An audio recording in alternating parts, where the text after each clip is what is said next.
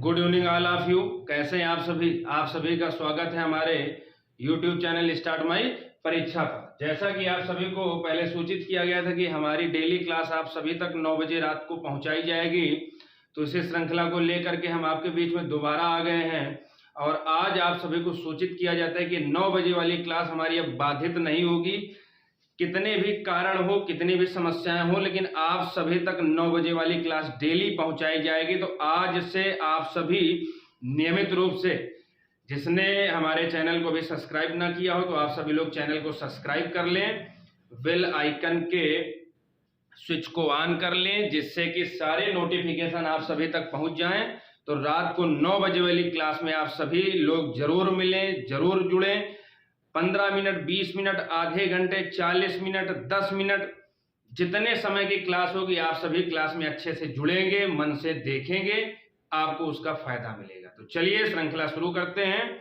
आप सभी का नाम नहीं लेंगे तो परेशान ना होना, आप सभी हमारे साथ जुड़े रहिए। बहुत बढ़िया। और क्लास रिकॉर्डेड माध्यम से पहुंचाई जाए या हम कभी कभी लाइव भी आ जाएंगे, क्योंकि निरंतर डेली लाइव क्लास ले पाना थोड़ा सा असुविधा का विषय है। तो आप सभी की क्लास बाधित ना हो, तो आप सभी तक क्लास पहुंचाई जाएगी। हम आपके साथ कमेंट के माध्यम से बराबर जुड़े रहते हैं। तो जिस किसी को कुछ समस्या हो, कुछ पूछना हो, तो तुरंत कमेंट करिए, आपको उसका जवाब मिलेगा।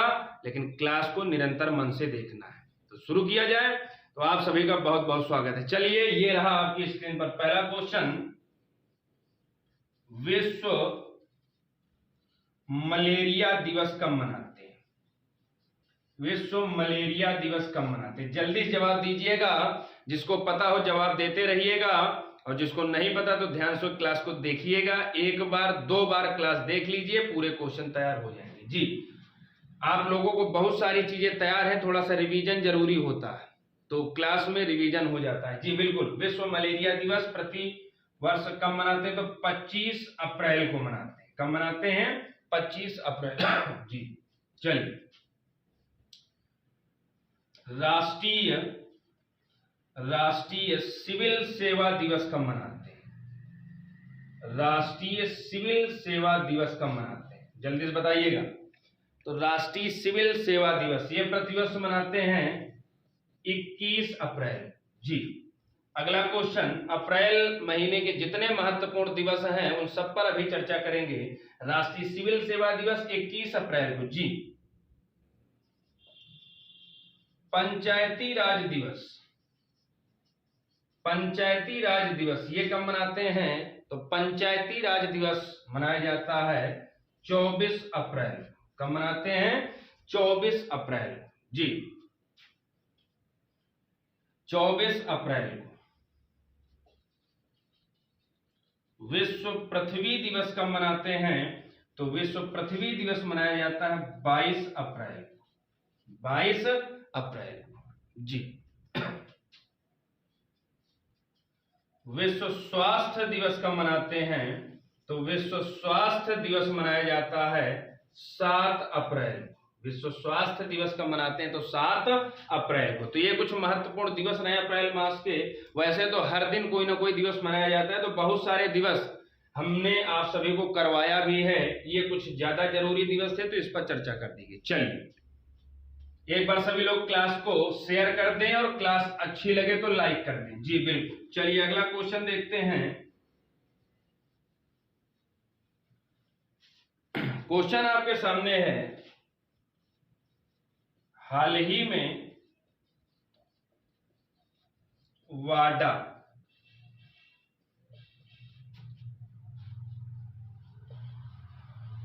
एजेंसी द्वारा किस देश को नियमों का उल्लंघन करने पर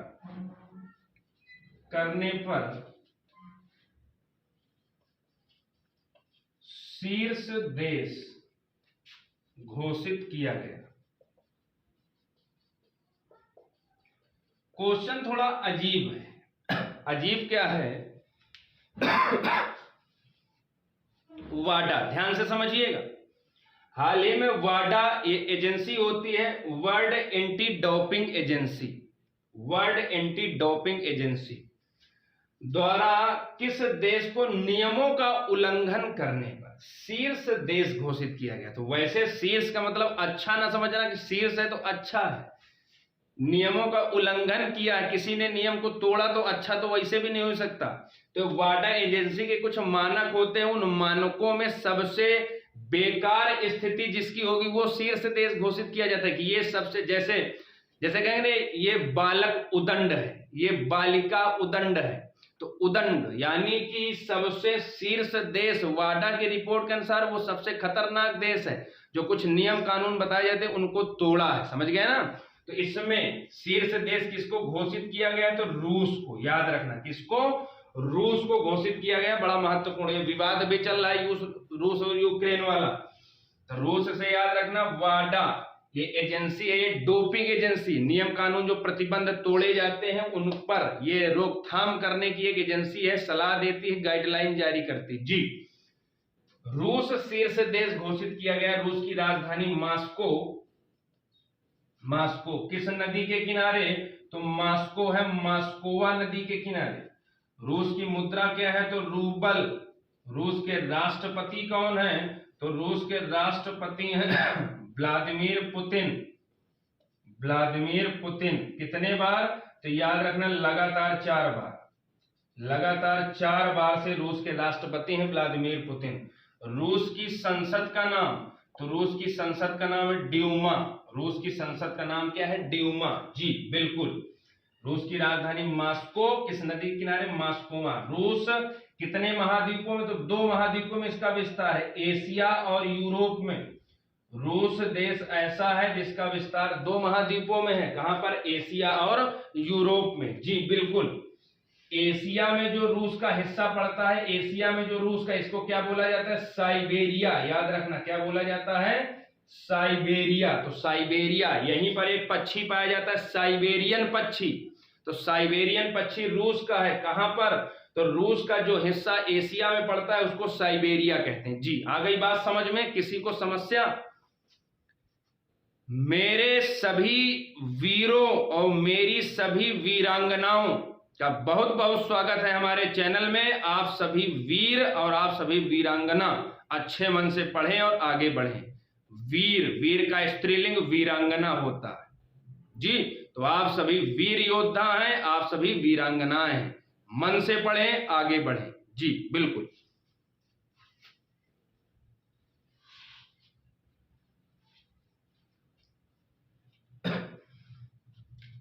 थोड़ा सा वाडा के विषय में समझ लेंगे। अंतरराष्ट्रीय एजेंसी है वर्ल्ड एंटी डोपिंग एजेंसी। इसकी स्थापना कब हुई, तो इसकी स्थापना हुई 1999। कहां पर हुई, तो इसकी स्थापना हुई थी स्विट्जरलैंड। स्विट्जरलैंड में एक शहर पड़ता है लुसाने, स्विट्जरलैंड के लुसाने में इसकी स्थापना हुई थी। और इसका मुख्यालय कहां पर, तो मुख्यालय इसका यहां पर नहीं है, इसका मुख्यालय है मॉन्ट्रियल में।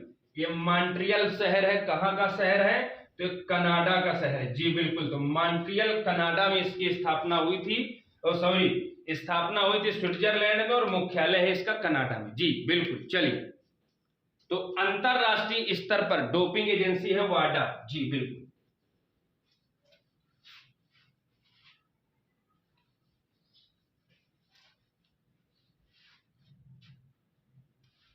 एक बार सभी लोग क्लास को शेयर कर दें, और क्लास अच्छी लगे तो लाइक कर दें जी। चलिए, तो जैसे अभी थोड़ी देर पहले आपने देखा कि अंतरराष्ट्रीय स्तर पर जो डोपिंग एजेंसी उसको क्या बोलते हैं, तो उसको बोला जाता है वाडा। और यहीं पर कहते हैं राष्ट्रीय स्तर पर डोपिंग एजेंसी, राष्ट्रीय स्तर पर जो डोपिंग एजेंसी, इसको क्या बोला जाता है, इसको बोला जाता है नाडा। इसको क्या बोला जाता है, नाडा। जैसे भारत में कोई डोपिंग का मुद्दा है, उसकी जांच करनी है, तो नाडा एजेंसी करेगी, नेशनल एंटी डोपिंग एजेंसी जी। इसकी स्थापना कब हुई थी, तो इसकी स्थापना हुई थी 2005 में, और इसका मुख्यालय कहां पर है? तो इसका मुख्यालय है नई दिल्ली में। इसका मुख्यालय कहां पर है? तो नई दिल्ली में। जी बिल्कुल, ये हो गया आपका नाडा। चलिए अगला क्वेश्चन देखते हैं।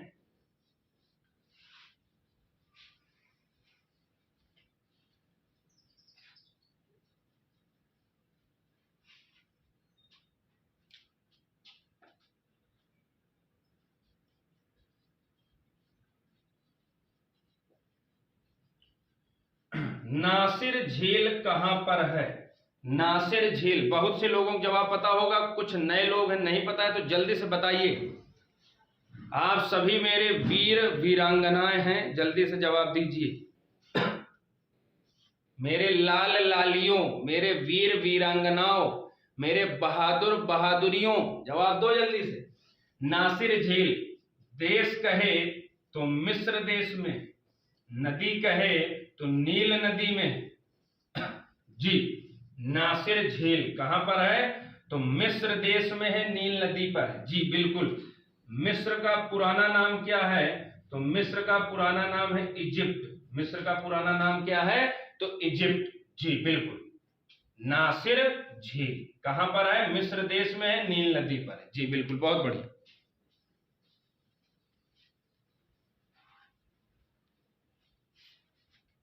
चलिए अगला क्वेश्चन देखते हैं।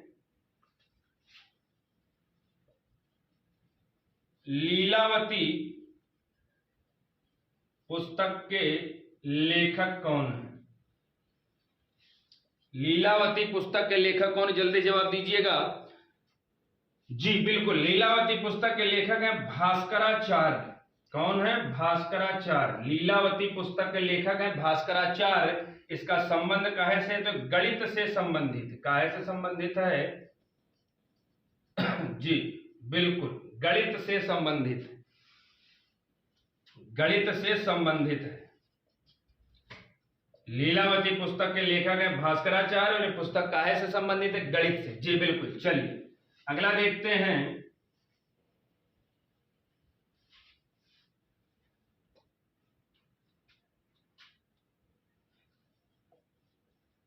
भारत का पहला राष्ट्रीय पुलिस विश्वविद्यालय, भारत का पहला राष्ट्रीय पुलिस विश्वविद्यालय ये कहां पर खोला गया? जल्दी जवाब दीजिएगा। और जिस शब्द के पहले पहला या पहला, जिस क्वेश्चन में पहला मिल जाए बड़ा महत्वपूर्ण होता है। जी, तो पहला पुलिस विश्वविद्यालय नोएडा में खोला गया। कहां पर? नोएडा, उत्तर प्रदेश में। अगला एक क्वेश्चन याद रखना, भारत का पहला डिजिटल विश्वविद्यालय, भारत का पहला डिजिटल विश्वविद्यालय ये खोला गया आपके तिरुवनंतपुरम में। तिरुवनंतपुरम, ये कहां पर है? तो केरल में है, तिरुवनंतपुरम केरल में। फिर याद रखना, भारत का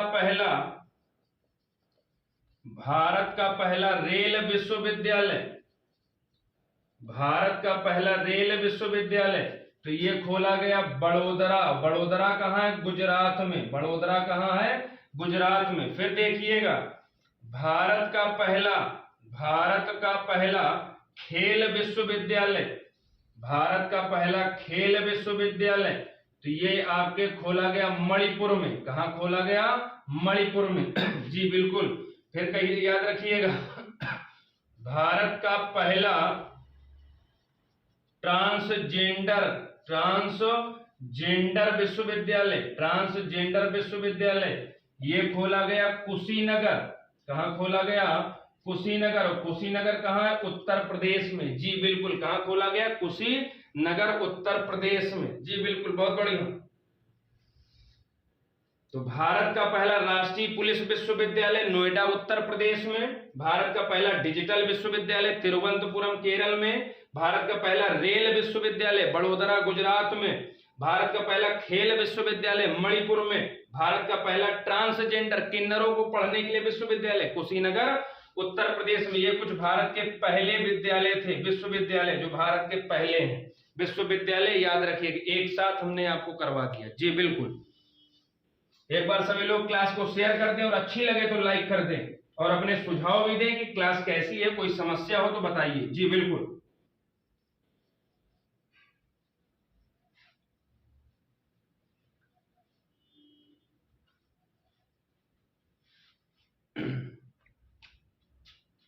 उसके बाद अगला क्वेश्चन,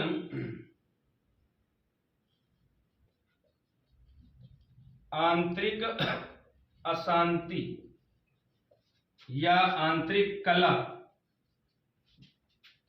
का नाम बदलकर सशस्त्र विद्रोह कब किया गया? बड़ा महत्वपूर्ण है, बताइए। आंतरिक अशांति या आंतरिक कलह का नाम बदलकर सशस्त्र विद्रोह कब किया गया? ये पहले शब्द प्रयोग होता था, ये आपातकाल जब लगता है तो आपातकाल राष्ट्रीय आपातकाल, इसमें अनुच्छेद 352 का प्रयोग होता है। तो जब कोई देश आक्रमण कर दे या देश में आंतरिक कलह हो जाए, अशांति हो जाए, तो 352 लगता है। तो यही आंतरिक अशांति जो शब्द है, इसको बदल के सशस्त्र विद्रोह कर दिया गया। कब? तो याद रखना, 44वें संविधान संशोधन, 44वें संविधान संशोधन 1978 द्वारा। कब बदला गया? तो 44वें संविधान संशोधन 1978 द्वारा बदल दिया गया। आंतरिक अशांति का नाम अब कर दिया गया सशस्त्र विद्रोह। तो कहते किस वर्ष बदला गया? तो 1978 में। किस संशोधन द्वारा बदला गया? तो 44वें। सशस्त्र विद्रोह का पुराना नाम आंतरिक अशांति या आंतरिक कलह, आंतरिक अशांति का नया नाम सशस्त्र विद्रोह। समझ गए? जी बिल्कुल। चलिए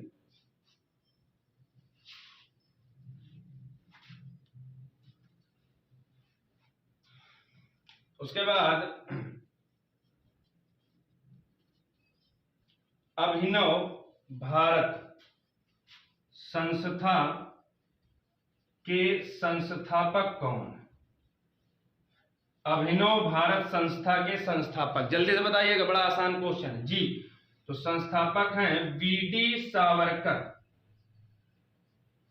बीडी ना लिख लेना भैया, वीडी सावरकर। वी का मतलब विनायक, और डी का मतलब दामोदर, और सावरकर का मतलब सावरकर। अभिनव भारत के संस्थापक हैं बीडी सावरकर या विनायक दामोदर सावरकर। जी बिल्कुल।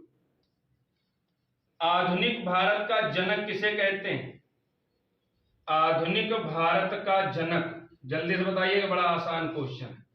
आधुनिक भारत का जनक, तो याद रखना राजा राम मोहन राय को, राजा राम मोहन राय को आधुनिक भारत का जनक कहते हैं। और इनकी एक पुस्तक याद रखना, बहुत बार पूछी गई, इनकी पुस्तक का नाम है संवाद कौमुदी। क्या नाम है? तो संवाद कौमुदी इनकी पुस्तक का नाम है, राजा राम मोहन राय की। कहेगा इनका नाम था राम मोहन राय, इनको राजा की उपाधि दी गई थी। किसने दिया था? तो ये उपाधि दिया था अकबर द्वितीय ने। किसने दिया था? तो अकबर द्वितीय ने इनको राजा की उपाधि दिया था। जी बिल्कुल, बहुत बढ़िया। अकबर द्वितीय की उपाधि दिया था, राजा राम मोहन राय को अकबर द्वितीय की उपाधि दिया था।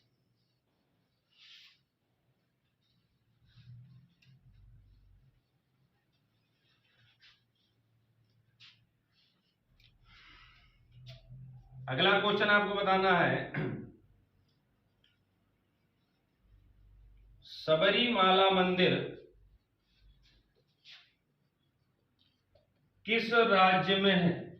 बड़ा आसान क्वेश्चन है, जल्दी से बताइए। आप जितने लोग क्लास को देख रहे हैं सभी लोगों का जवाब आना चाहिए। बड़ा आसान क्वेश्चन है। मेरे लाल लालियों, मेरे वीरों और वीरांगनाओं, जल्दी से जवाब दो।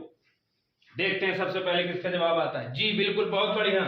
तो सबरीमाला मंदिर भारत के केरल राज्य में है। आप सभी को पता भी है, बहुत दिनों से इस मंदिर को लेकर के विवाद है, या इस मंदिर में महिलाओं का प्रवेश वर्जित है। जी, यहाँ के महंतों द्वारा महिलाओं का प्रवेश वर्जित करवाया गया है। जी, तो इसी को लेकर के सुप्रीम कोर्ट में विवाद चल रहा है कि महिलाओं को प्रवेश दिया जाए। जी, केरल के किस जिले में है ये मंदिर? तो केरल के पथानामथिट्टा जिले में है ये मंदिर। जी, सबरीमाला मंदिर में कौन से भगवान हैं? तो सबरीमाला मंदिर में भगवान अयप्पा है। कौन से भगवान है? भगवान अयप्पा है सबरीमाला मंदिर में। जी बिल्कुल। यहीं पर एक परिक्रमा की जाती है केरल में। सबरीमाला मंदिर के आसपास परिक्रमा की जाती है जिसको मकर विलक्कू कहते हैं। मकर विलक्कू कहते हैं। तो याद रखना मकर विलक्कू क्या है? तो केरल से संबंधित है सबरीमाला मंदिर में की जाने वाली परिक्रमा को। जी बिल्कुल। केरल, केरल का उपनाम क्या होता है? तो केरल को कहते हैं मसालों का बगीचा। क्या कहते हैं? मसालों का बगीचा। जी बिल्कुल। केरल के तट का क्या नाम है? तो मालाबार तट। केरल के तट को क्या कहते हैं? तो मालाबार तट। जी। केरल में इलायची, इलायची और काजू भी होता है। किस मिट्टी में होता है? तो याद रखना वो मिट्टी को कहते हैं लेटेराइट मिट्टी। क्या कहते हैं? लेटेराइट मिट्टी। तो मसालों का बगीचा केरल को, और इलायची और काजू केरल में सबसे अधिक होते हैं कौन सी मिट्टी में? तो लेटेराइट मिट्टी में। जी। और देखिएगा केरल से क्या क्या क्वेश्चन पूछे जाते हैं। केरल की सबसे लंबी नदी, केरल की सबसे लंबी नदी का नाम है पेरियार नदी। केरल की दूसरी सबसे लंबी नदी, दूसरी सबसे लंबी नदी है भरतपुझा। भरतपुझा। जी। केरल का शास्त्रीय नृत्य कौन सा है? तो केरल का शास्त्रीय नृत्य है मोहिनी अट्टम। मोहिनी अट्टम और कथकली दो नृत्य हैं केरल के जो शास्त्रीय नृत्य हैं। जी। मोहिनी अट्टम शास्त्रीय नृत्य है, कथकली शास्त्रीय नृत्य है केरल का। केरल में फसल कटाई के दौरान एक पर्व मनाया जाता है जिसको कहते हैं ओणम। ये पिछली बार के यूपी SSSC जो लेखपाल के पहले पेट परीक्षा होती है उसमें पूछा गया था ओणम। तो कथकली केरल का नृत्य, मोहिनी अट्टम केरल का नृत्य और ओणम ये पर्व होता है केरल में। जी बिल्कुल। और भारत का पहला डिजिटल विश्वविद्यालय कहां पर बनना है? तो वो भी केरल में बनना है। जी।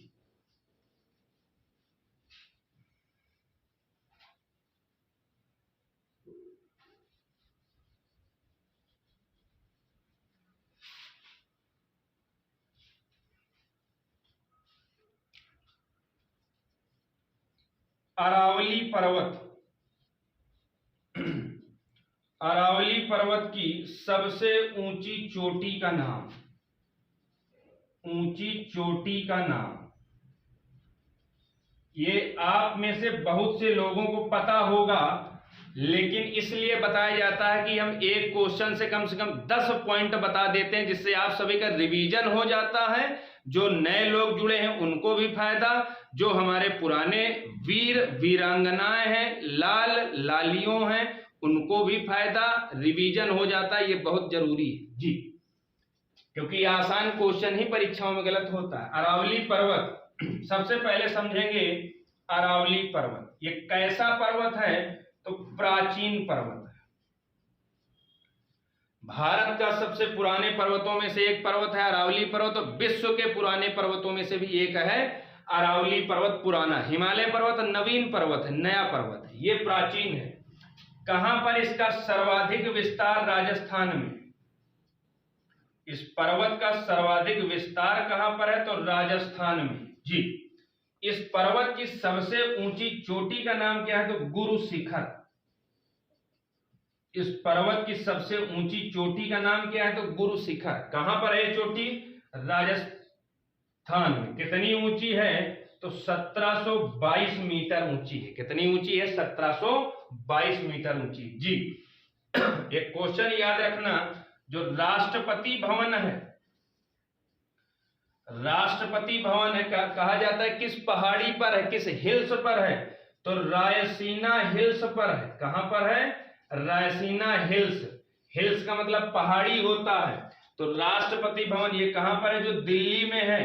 ठीक। ये राष्ट्रपति भवन किस पहाड़ी पर है? तो रायसीना हिल्स पर। और ये रायसीना हिल्स किसका हिस्सा है? तो अरावली पर्वत का हिस्सा है। याद रखना रायसीना जो पहाड़ी है किस पर्वत का हिस्सा है? तो ये अरावली पर्वत का हिस्सा है। जी बिल्कुल। राष्ट्रपति भवन का पुराना नाम क्या है? तो राष्ट्रपति भवन का पुराना नाम है viceroy house. Viceroy house. Rashtrapati Bhavan में कुल कितने कक्ष हैं या कमरे हैं? तो इसमें 340 कमरे हैं राष्ट्रपति भवन में। राष्ट्रपति भवन का डिजाइन किसने बनाया था, यानी कि वास्तुकार कौन है जिसने बनाया था राष्ट्रपति भवन? तो एडविन लुटियन। कौन है? Edwin Lutyens. याद रखना, ये सारे क्वेश्चन पूछे जाते हैं भाई।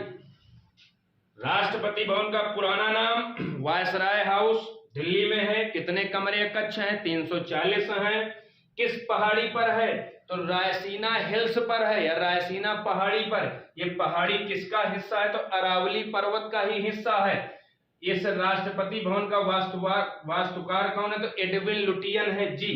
अरावली पर्वत की सबसे ऊंची चोटी कौन है? गुरु शिखर है। कितनी ऊंची है? 1722 मीटर। अरावली पर्वत कैसा पर्वत है? प्राचीन पर्वत। इसका सबसे अधिक विस्तार कहां है? राजस्थान में जी बिल्कुल। चलिए एक बार सभी लोग क्लास को शेयर कर दें। क्लास अच्छी लगे तो मेरे वीरों और वीरांगनाओं क्लास को लाइक कर दें जी।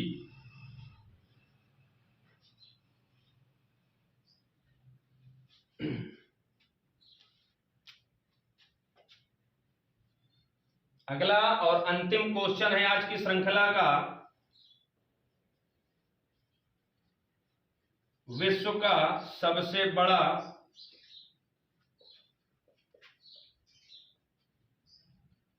प्लास्टिक सर्जरी संस्थान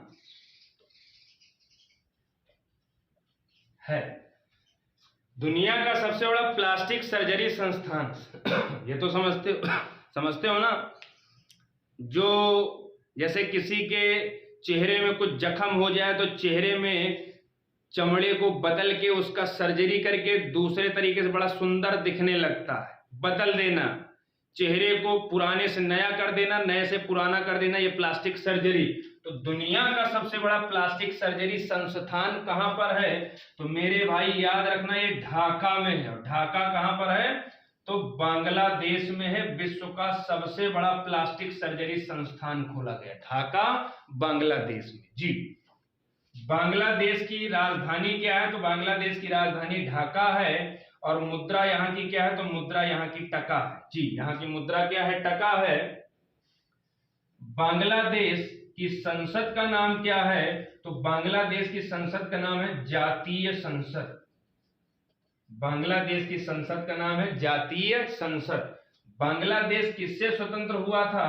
तो पाकिस्तान से स्वतंत्र हुआ था। कब स्वतंत्र हुआ था? 1971 में। बांग्लादेश पाकिस्तान से स्वतंत्र हुआ था 1971 में जी। बांग्लादेश का पहला उपग्रह कौन सा है? तो बांग्लादेश का पहला उपग्रह है बंगबंधु फर्स्ट। बंगबंधु फर्स्ट, ये बांग्लादेश का पहला उपग्रह कब बनाया गया था? 2019 में। जैसे भारत का पहला उपग्रह आर्यभट्ट 1975 में बना था और रूस से प्रक्षेपित किया गया था जी, वैसे बांग्लादेश का पहला उपग्रह बंगबंधु फर्स्ट कब बना था? 2019 में जी बिल्कुल। उसके बाद देखेंगे भारत और बांग्लादेश के बीच, भारत और बांग्लादेश में कितनी रेल चलती हैं? तो भारत और बांग्लादेश के बीच याद रखना 3 ट्रेनें चलती हैं। कौन कौन सी? तो मैत्री एक्सप्रेस किसके बीच चलती है भाई? तो भारत और बांग्लादेश के बीच। बंधन एक्सप्रेस ये किसके बीच चलती है? तो भारत और बांग्लादेश के बीच। मिताली एक्सप्रेस, मिताली एक्सप्रेस ये कहां चलती है? तो भारत और बांग्लादेश के बीच ये 3 ट्रेनें चलती हैं। उसके बाद और 2 बिंदु याद रखना जी। मैत्री सेतु एक ब्रिज है। मैत्री सेतु किसके बीच है? तो भारत और बांग्लादेश के बीच। अब ये सेतु है तो किसी नदी पर बना हो। किस नदी पर बना है? तो फेनी नदी पर। किस नदी पर? फेनी नदी पर जी। और भारत में किस स्थान से किस स्थान में बांग्लादेश तक बना है? तो भारत में जगह पड़ती है सबरूम और बांग्लादेश में पड़ता है रामगढ़। तो ये याद रखना, सबरूम को रामगढ़ से जोड़ेगा क्या? मैत्री सेतु। सबरूम कहाँ है? भारत में। रामगढ़ कहाँ है? बांग्लादेश में।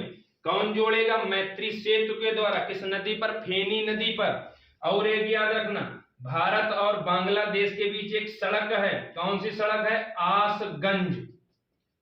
आसगंज अखौरा सड़क परियोजना। आसगंज अखौरा सड़क परियोजना किसके बीच है? तो भारत और बांग्लादेश के बीच है। कुछ दिन पहले उत्तर प्रदेश में जेल वार्डर और फायरमैन की परीक्षा हुई थी, जिसमें क्वेश्चन पूछा गया था, आसगंज अखौरा सड़क परियोजना किसके बीच है? तो भारत और बांग्लादेश के बीच है। भविष्य में ये पूछा जा सकता है कि मैत्री सेतु किसके बीच है? तो भारत और बांग्लादेश के बीच है जी। आप सभी मन लगा के पढ़ते रहिए। सभी मेरे लाल लालियों, मेरे वीरों वीरांगनाओं, अच्छे से पढ़ें, मन से पढ़ें और आगे बढ़ें, और 9 बजे वाली क्लास में जरूर से जरूर जुड़ें। तो आज की श्रृंखला को यही समाप्त किया जाता है। Thank you all of you.